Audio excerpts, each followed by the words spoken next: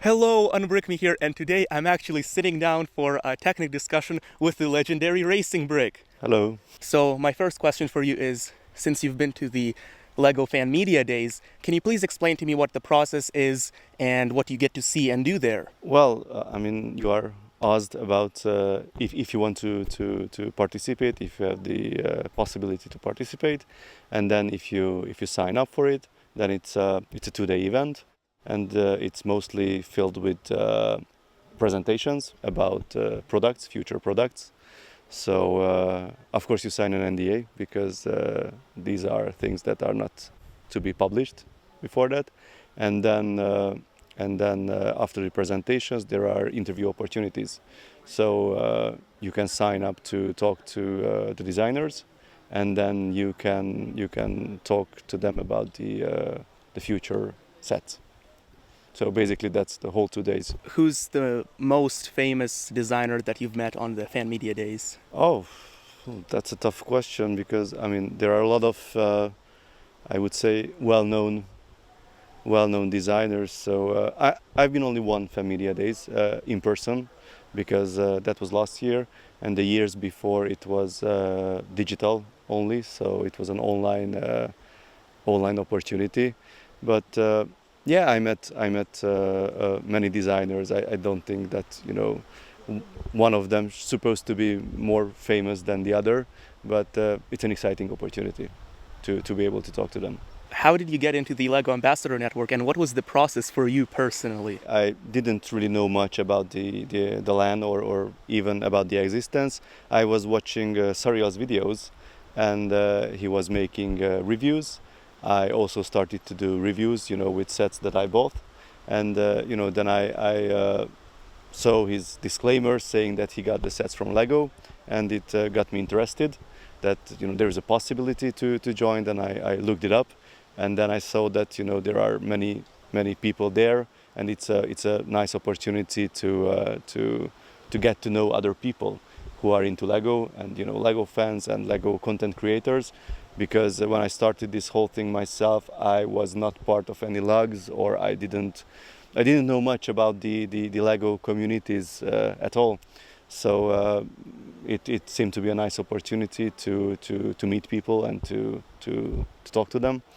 So that was my main reason to sign up. And then I sent him my application email, waited a few months, and then I was very happy when I got the email that I got accepted. So that was the whole process. I want to explain also my process for getting into the LEGO Ambassador Network. I knew about the program for a while, but I wanted to build my audience first and wanted to make sure that my channel was large enough so that I would get accepted. And I also watched plenty of videos of people saying how they got accepted, or why they got rejected from the program. So I tried to make sure that my channel had all of the requirements that were needed for the LEGO Ambassador Network. And I was very nervous, but eventually I submitted in my application, and actually when I got the email saying I was accepted, I was so happy, and my heart was beating like 300 beats a minute, and I couldn't get any sleep that day because I was so ecstatic and so excited to be a part of the LEGO Ambassador Network. It was such a long dream of mine. But what is the first video on your channel that was sort of extremely successful, or the video that I guess started your whole accelerated growth on your channel? Well, those are probably two different videos, because I remember when the Mac truck came out. I think there were some problems with the review sets, so regular Technic reviewers like Sariel or the others didn't get them on time, and I managed to buy it early locally. And when I published my videos, I think those were the first, or that was the first video about the set. So it got popular, and but that was out of sheer luck. So that was it. The most successful is a very surprising video, or actually two videos, is about the 42070 set. The big blue Yes. six-wheeler. That was that's a set that not many Technic fans do like, because they say that it's, you know, too weak, too big, not sophisticated enough. But I made 2 videos about that, and I don't know why, but those 2 videos became extremely popular in India. And for like 2 weeks, I literally got millions of views on those videos from India. And it's still in my statistics. It's a massive bump. Never happened before, never happened ever since then. But it's just, you know, for some reason those videos became popular, and then popularity was gone. But it's just like a, I don't know, mystery of YouTube. That is an amazing sort of story, and you know, I'm surprised they didn't go viral in United States or Europe, just went viral in India. But for me personally, I never had a video that got millions of views. But the first video that sort of started my growth on YouTube was actually my Mindstorms review. Nice. And you know, that's one of the reasons why I was especially upset when they discontinued LEGO Mindstorms, because that is the set that kind of kick-started my channel. Then later that year, at the end of 2020, a friend of mine told me about the new LEGO Technic sets, the winter ones, that are available in a shop for purchase. That's about an hour drive, and so I immediately went there, and instantly built them and filmed the reviews and published them. My reviews only went up like a day or 1 day after the embargo, after you published them. So those videos did very well, exceptionally well. After those videos, I just kept riding the wave, and yeah, that's sort of how the growth for me began. And speaking of YouTube channels, what are some tips that you might have for me or anyone else trying to grow a Technic YouTube channel? It's probably consistency. So you know, keep publishing content. It's like it doesn't really matter. You don't have to be professional. You don't have to have expensive gear. You don't really have to you know, come up with very fancy concepts or complicated builds by yourself. It's just keep making content that you like. Keep making content that you think people like, and eventually you will find your audience, because it's very diverse, the Lego YouTuber world, and there is a place for everyone. There is a niche for everyone. So if you are into Mindstorms, if you are into like specific, even within Technic, some specific topic, if you keep making content about it, then people who like that will find you. Yeah. So it's but you know, if you keep publishing regularly, like, you know, don't skip like 3 months, because then people forget you. But if you keep publishing content, then it should work. I mean, that's absolutely right. If you don't publish, then your statistics will just go down, and it'll be very hard to get it back up again. Yeah. What is your favorite and least favorite part of making a YouTube video? The least favorite is easy to tell, because that's editing. That's just boring, super boring. It takes tons of time, and it's a very repetitive process, and it's just not fun for me. But it has to be done, and I, you know, experimented with you know, finding editors, but it just didn't work out. So I'm doing it myself, usually because of the time constraints, because I have a tendency to finish my reviews and everything at the very last minute. So I have no time. I don't have 3 days to send the raw material to someone and then wait it to be edited. But yeah, I mean, that's the least favorite part. The best part is always when I try to find the most interesting sections of the build, because, you know, during building I always try to focus on what is the interesting building technique, what interesting part usage, unusual things in the set, so that, you know, discovering these things along the build, that's the most interesting part. I agree with you. For me personally, the editing is the worst part of making a video. It's not only the parts that I have to put on top of my voiceover, it's actually also editing my whole voiceover. That part I found the most boring, because I have to take out the empty parts or parts that I didn't say properly, and I repeated myself. And for me, my favorite part of editing a video is, or making a video, is actually the filming process of, not the building, but the outside. Because I always film my reviews outside, and seeing how, let's say, the Audi does in off-road situations, or how the Z-Tros is able to, because of its differential locking, tackle some of those more advanced obstacles. That is my favorite part. I enjoy it the most. I want to talk about the building process. How do you do it personally? What is the exact process that you go about when building your sets? Well, I have a now I have space finally because I didn't have it for years, but now it's much better. So I have a table where I build, and I have a table where I film. So I usually just start building, and if I arrive to an interesting section, then I take it to the camera, show it, film it, then go back to the building table. I take notes during building, what I will say in the video. I take notes, then I continue building, filming, note taking. So that's my process. That's very interesting. The note-taking part. When I first started doing building process for my reviews, I actually did the same thing as you.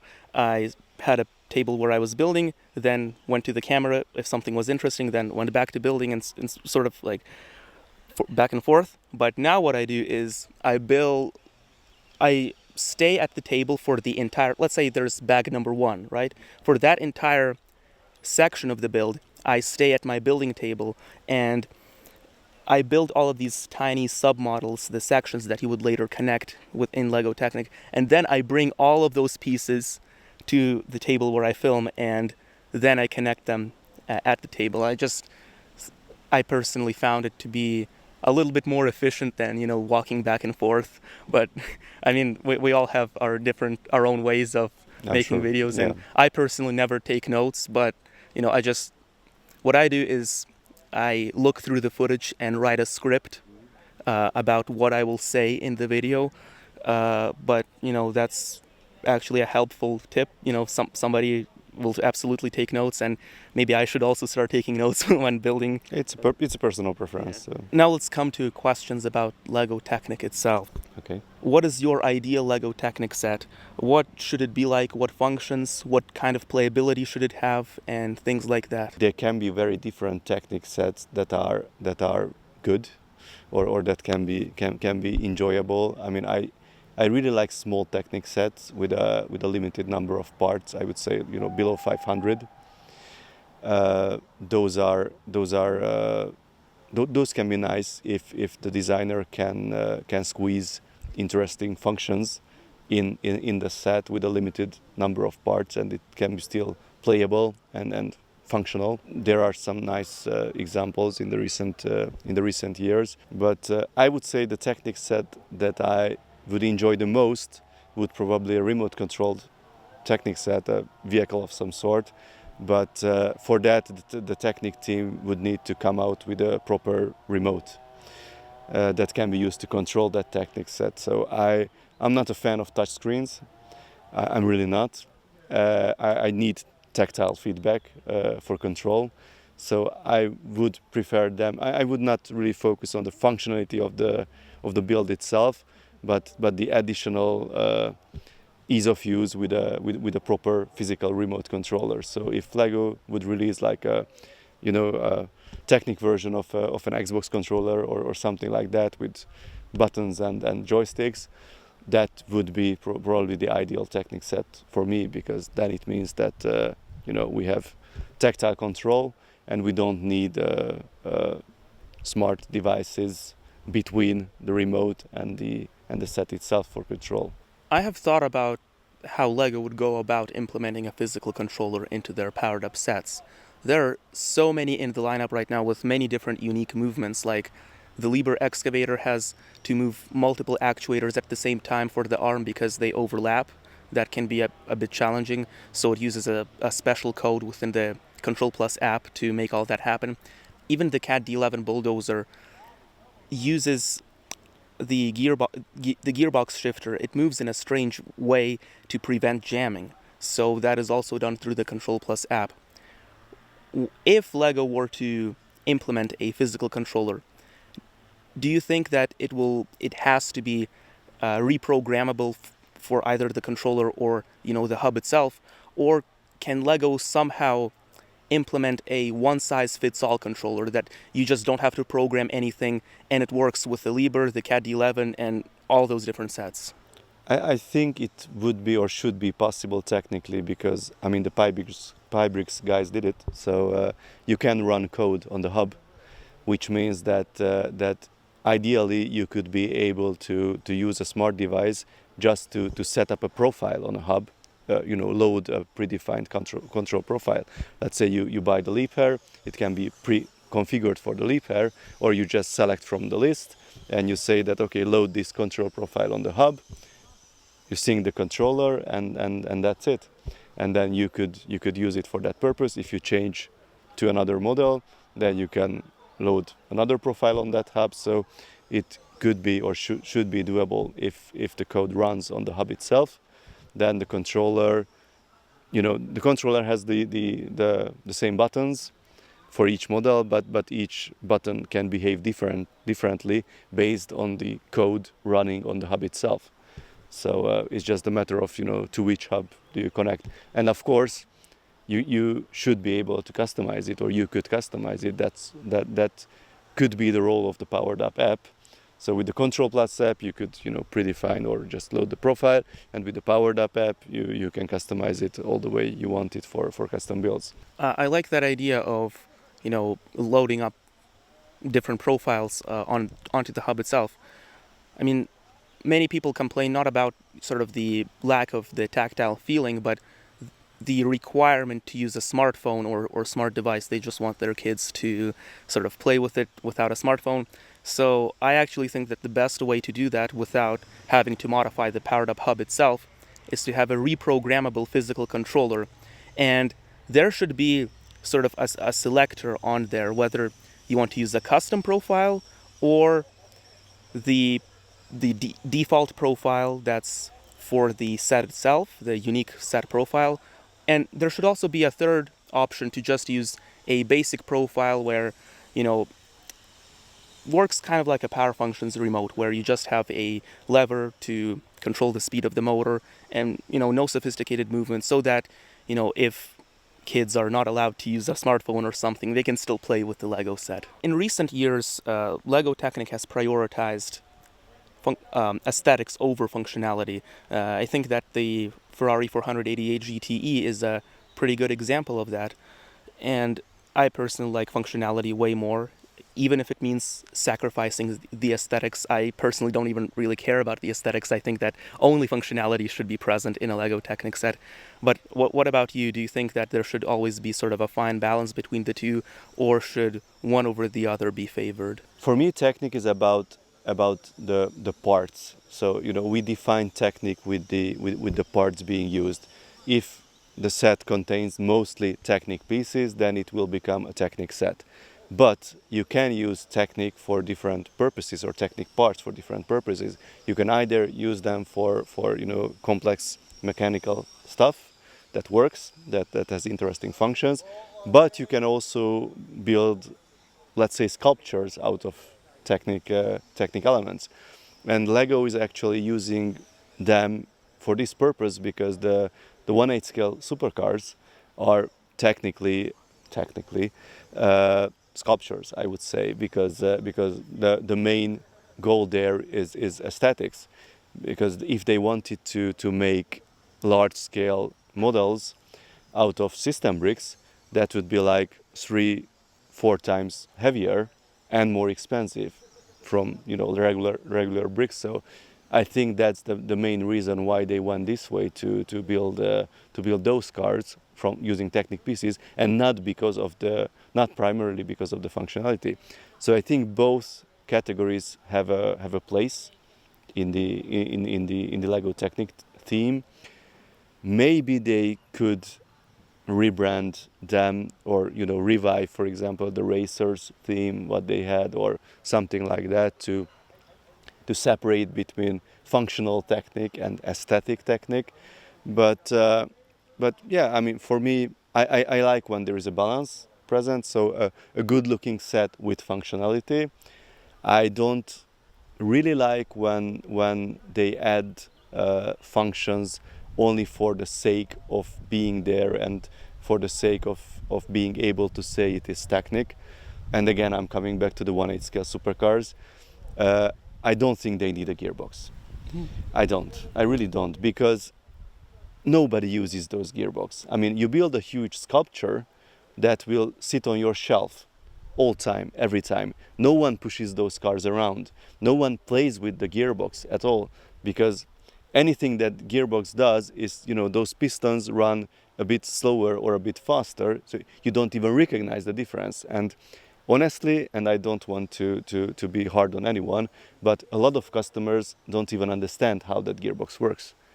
And it's not really their fault, because LEGO doesn't care to explain how that gearbox works in the set, because you just add parts and at the end it's hidden, so there's no additional explanation, which would be nice to have. Those cars, the 1/8 scale supercars, would be much better if they had mechanical functions that are visible at the end, that you understand how they work. So it's like an adjustable suspension height, or, you know, don't know, moving aero elements. That's some of them has, but I had people watching my videos after they built a set, and they only realized that it has certain functions afterwards.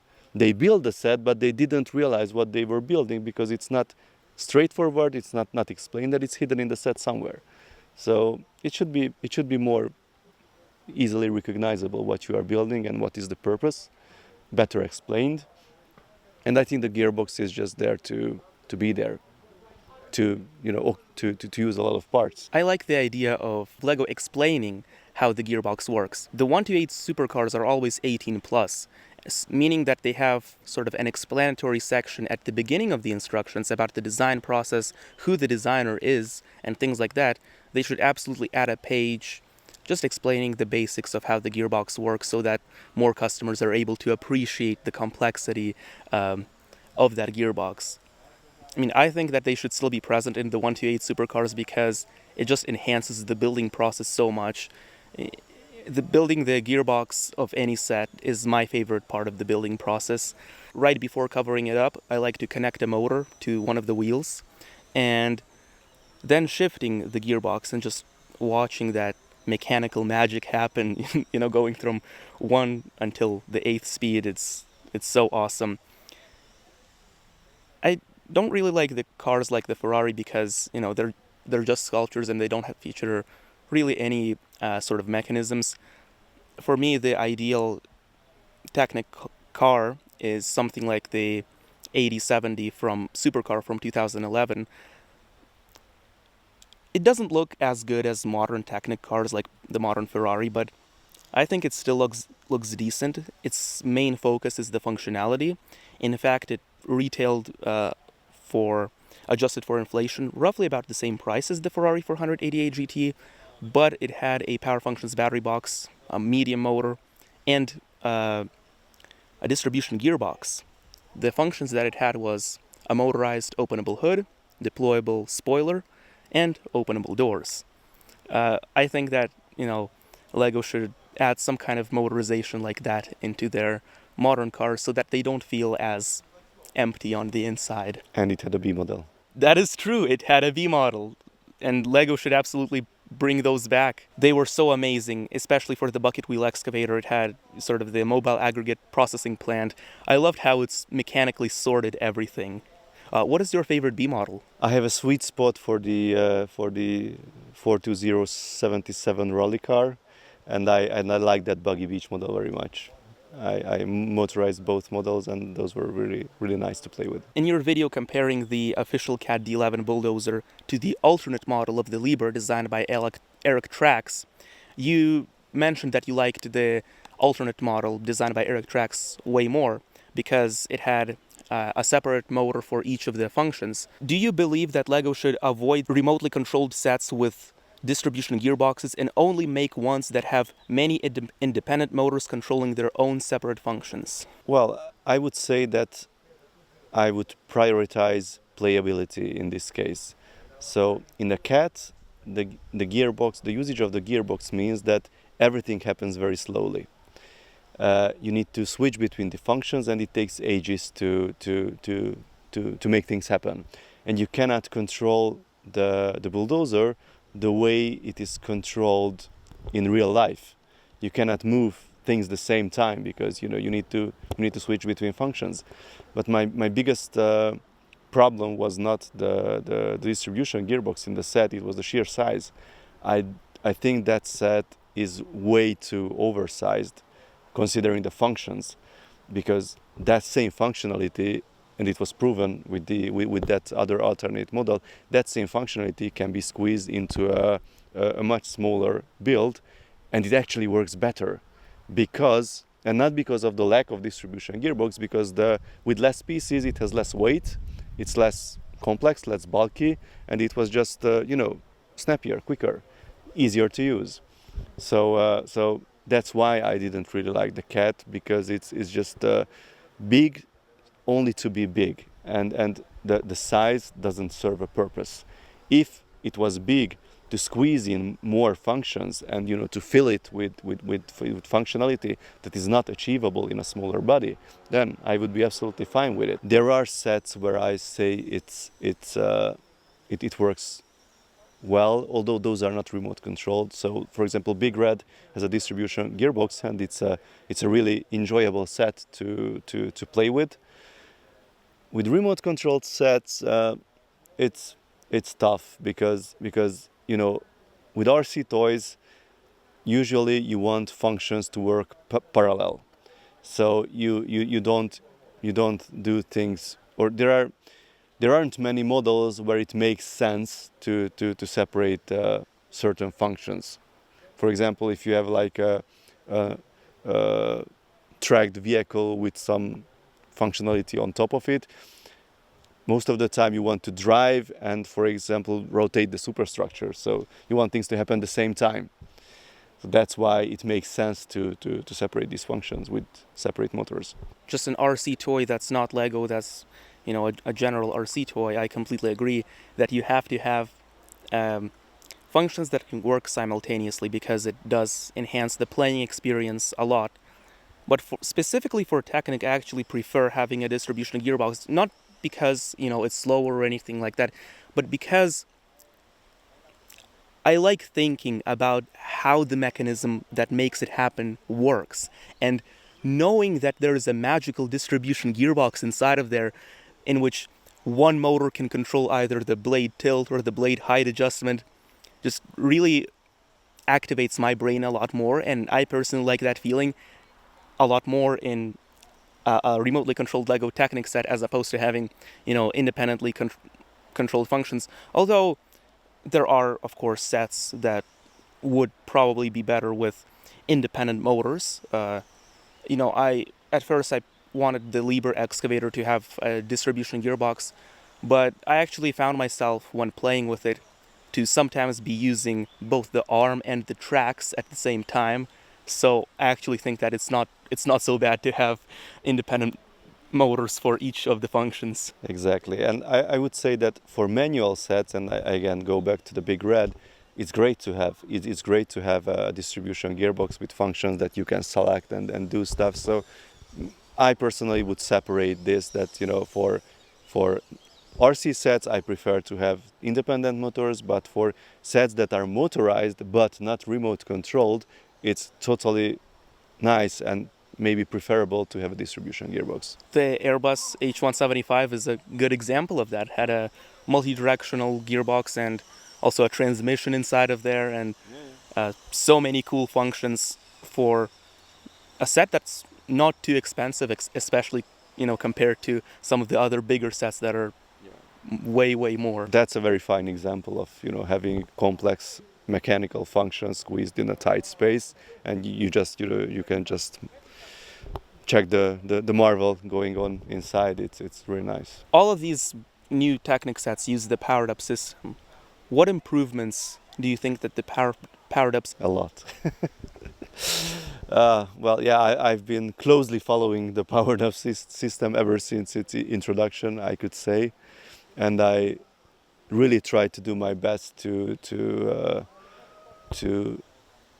push it to a direction which is like more preferred by the community. I can't say I achieved anything with this. I did my best to provide the feedback of the community's feedback.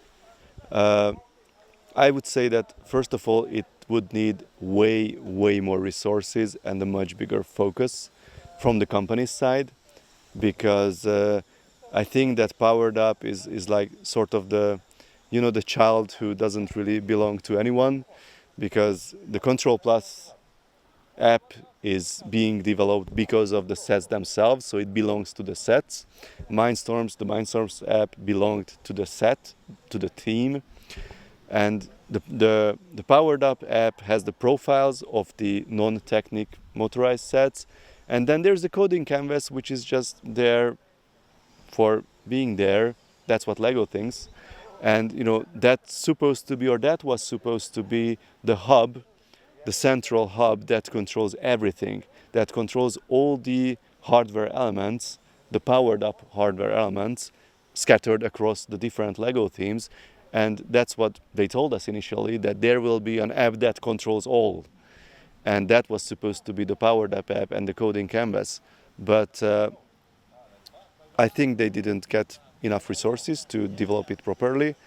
And, uh, and the initial approach was really to make it available for like nerds, you know, people who really know how to code, and people who are willing to discover how things work by themselves.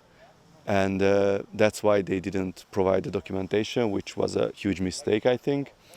And ever since then, it's being developed, but still feels like, you know, without focus.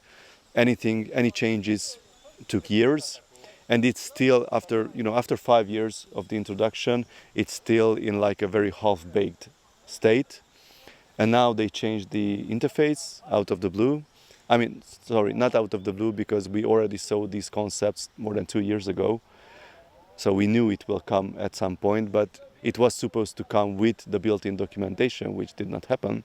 So now we have a brand new interface. The old non-official documentation doesn't work at all. And and you know, I don't even feel like doing Lego's job again, rewriting my documentation with the new stuff, because I mean, come on, they had 5 years to do something and they didn't.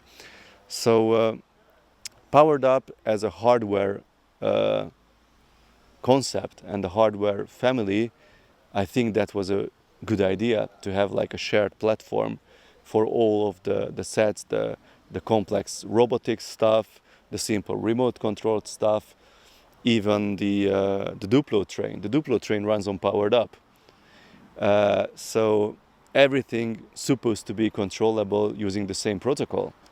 That's a great idea, but they didn't do the software part for it, and that was a big mistake. So I would expect Lego to realize it, and maybe it's still not too late to put like 5 times, 10 times more developers in the powered up team, and to make it work properly, and also to give us a physical remote controller, of course. I think we can look to the Mindstorms set and the Mindstorms theme in general as an example of how powered up should be. The Mindstorms app received so much love and care. It had documentation almost from the start. You could easily click help on any one of the blocks and get a good understanding of how everything works. You didn't, and it also had frequent updates to the app. We got machine learning. We got some support for extra sensors, motors, and things like that. And this actually makes me upset. What the Mindstorms got discontinued, it never had a chance to reach its full potential. I think that if they kept Mindstorms going, it truly would have been something absolutely incredible. I also want to say that it was a great thing that you did for the powered up, the coding guide and everything like that. in the early days of your channel, you always embraced powered up, and you were never sort of thinking about how this is much worse than power functions. You tried to explain how powered up is good, and the how to use the powered up system and everything like that. And nobody was really doing it except for you. I think that was a great growth strategy for your channel. Everybody went to you for their powered up questions, to your website for the powered up coding guide. Uh, you know, Obviously, preferring power functions was what everybody did, but it was inevitable that it would get discontinued. So what you did was absolutely right in focusing on powered up.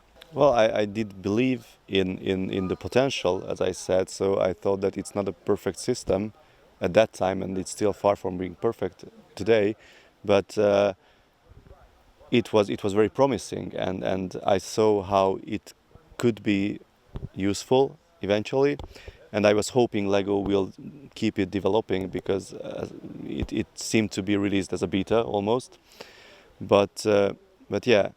I think that from Lego's side, the mistake at that point, besides not focusing on the app itself, is to make a huge jump from a totally hands-on experience of power functions to a totally app-controlled experience of powered up.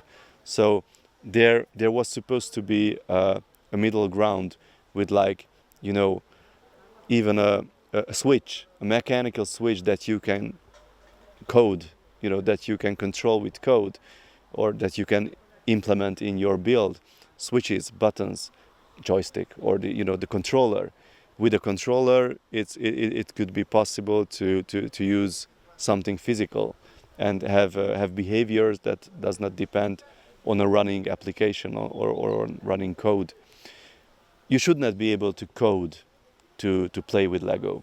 That's my main concern with this approach, that if you don't know how to code, you cannot customize anything. You can play with a stock set using the Control Plus profile, but if you want to do anything else, you need to learn how to code, and that shouldn't be mandatory. So there really should be an easier way to use these motors and use these electronic components, but without coding knowledge. So maybe an easier interface, just to do almost plug and play with visual, like motor associated with this joystick, other motor associated with this button, and then you don't need to code. You don't need to know how to code with it.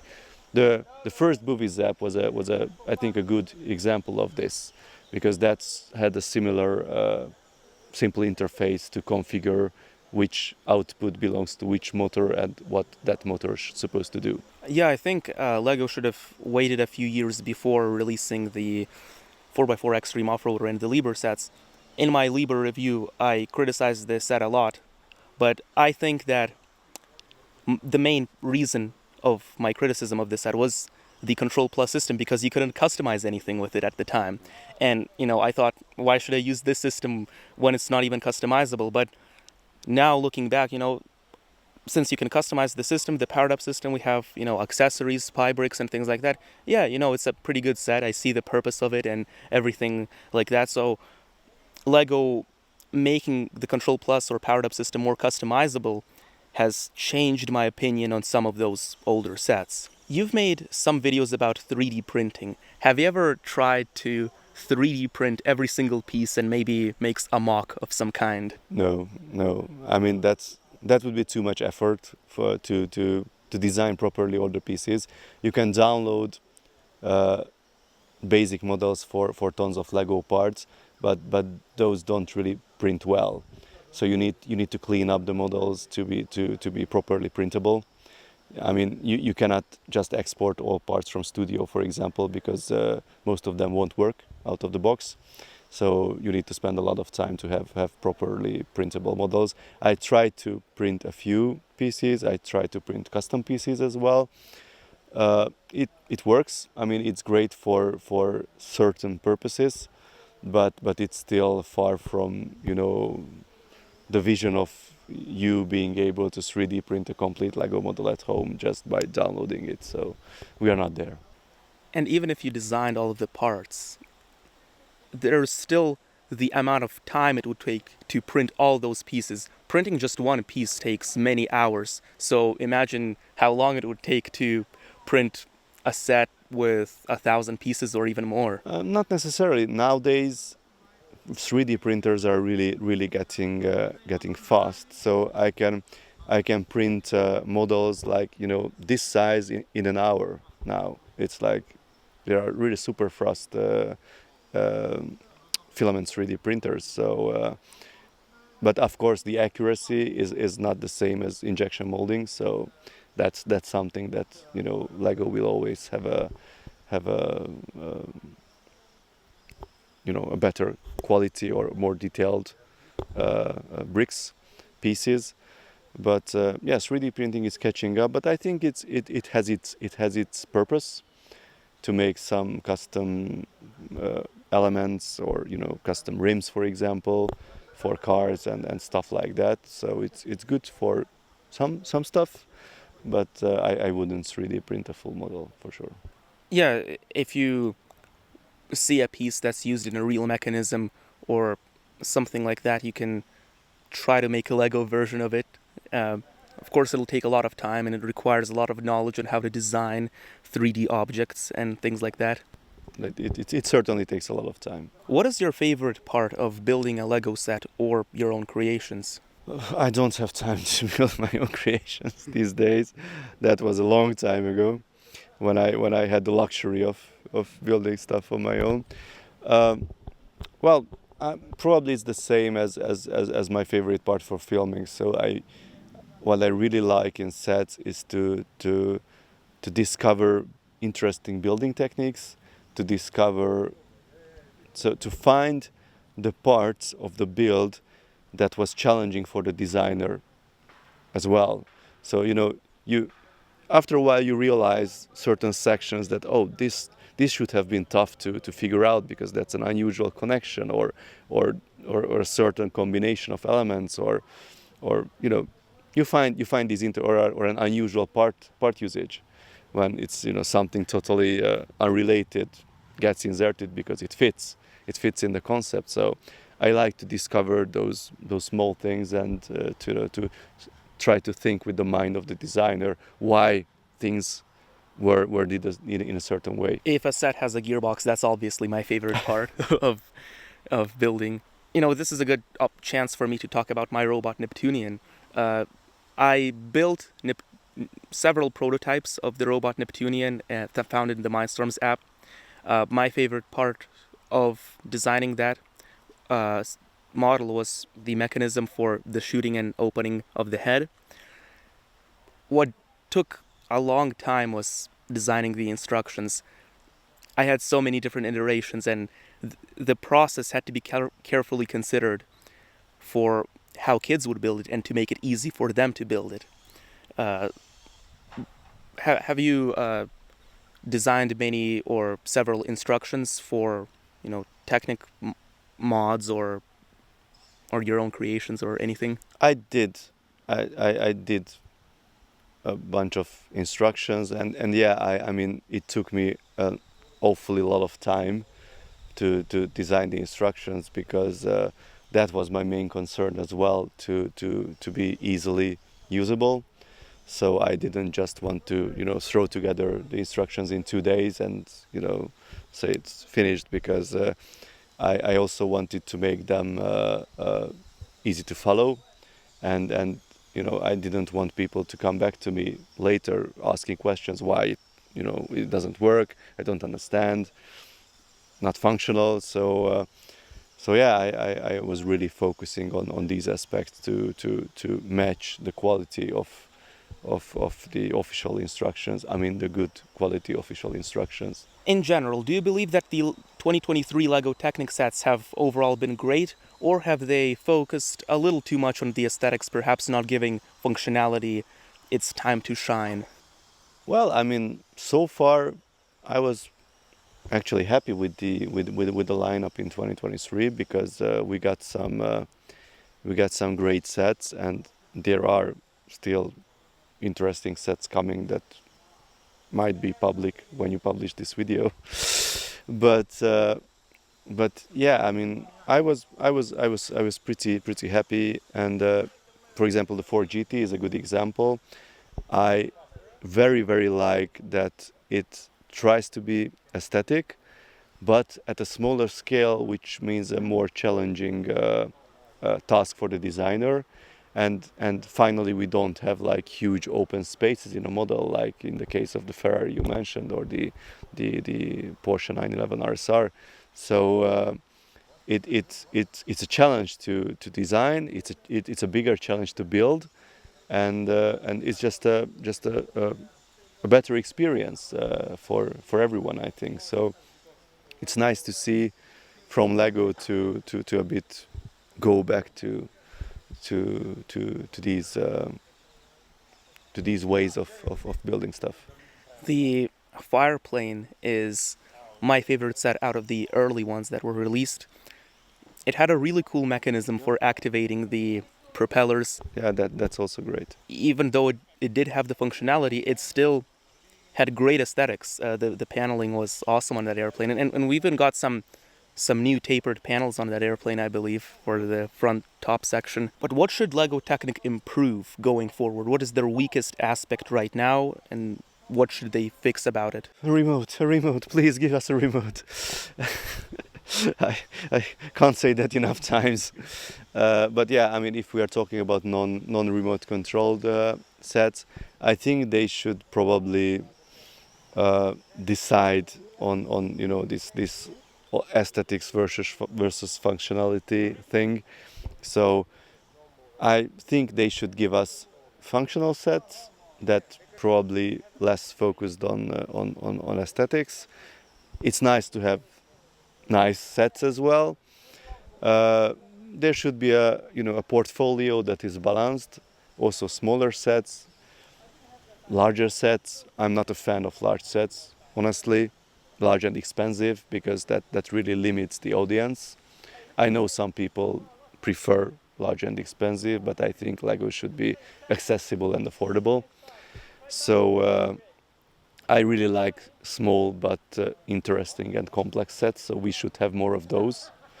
And there are a few interesting ones every year, luckily. So yeah, maybe less vehicles, because we have so many vehicles, and I know maybe it sounds weird from my side, because at home I have tons of Lego vehicles, and I like them, but I also like when something is a bit unusual, something is new, is uncommon, and there are so much machinery out there, which is not a vehicle but has interesting functions, interesting mechanical components that could be replicated in Lego form, and it shouldn't have wheels. So, a thought to me just occurred. There are many. I think there's somewhat of a division among LEGO fans between Technic and System. A lot of System fans simply say that I will never give Technic a chance, it's just too different from System. Now, System has always had great aesthetics. Take a look at some of the Creator Expert, or now Icons, cars. They just look phenomenal. A theory of mine is perhaps the reason why LEGO Technic has been focusing a lot more on aesthetics in the recent years is to try to bring in some of those System fans that care more about the aesthetics. It also might happen, but luckily more and more system sets contain Technic parts, even more and more Technic parts, and not only for most of the times Technic is used in system sets for structural reasons, to reinforce a frame or something like that. The UCS Star Wars sets usually have a sturdy Technic frame just to keep everything together, but the UCS 8080 was a perfect example when Technic functionality can be hidden in a system skin, or under a system skin, with all the movable posable legs and stuff, and it's a quite complex Technic functionality, and the end result still looks great. So I also like these sets that are not necessarily has the Technic label, but has some interesting functionality achieved with Technic pieces. Also, the Land Rover Defender is a great example of that. Had suspension, a working winch, and even though it was a system set, it still blew my mind in many ways. Yep. Are there any LEGO Technic sets that you want to see re-released or remade? I would love to see, when I was a kid, I mostly played with city and space sets and other stuff, but I remember having a Technic building kit. I can't recall the exact number. It had, mostly yellow parts those days because it was still the studied Technic era, and you could build like an explorer car, something, a tower, things like that. So I would love to see building kits, Technic building kits, like almost like now the open world games. So giving us ideas, these ideas boxes, or I'm not sure what was the official name of those, but when you get a big bunch of carefully selected sets and a bunch of ideas to build, a bunch of different constructions to do, but versatility is the key, and to kickstart your imagination, to encouraging you to build your own stuff. It's not necessarily following instructions, finished, put stuff on the shelf and gone. For me personally, I want to see two sets get remade. First is the Space Shuttle of 1996. Was a great set, had a distribution gearbox, two motors, a micro motor and a regular 9-volt motor, even had fiber optics at the back to simulate the working engines. I think that LEGO Technic should also focus on lighting. They did have the Batmobile that came with some lights, but they should really add more electric lights, more variety of powered up lights. That's another way that they could improve the powered up system. Also, the 8043 motorized excavator. I was 7 at the time when I built it, and it was the first set that really blew my mind and got me addicted to LEGO Technic. Had 4 motors in the superstructure, but it could still control the tracks because of a mechanism that allowed 2 independent motions to pass through the turntable. That was a mechanism that was just groundbreaking to me. Also, of course, it did have a gearbox, which, and I love gearboxes, as you can tell. Now, before we end this, I want to do one last thing. So, I came all the way out here to meet the legendary Racingbrick. Can you please sign this amazing dirt bike? Sure. There it is, a signature from Racingbrick, signed by Racingbrick himself. Well, thank you for the opportunity. It was amazing to speak with you, Balázs. Thank you. This is your Unbrick Me here, and I'll see you in the next one.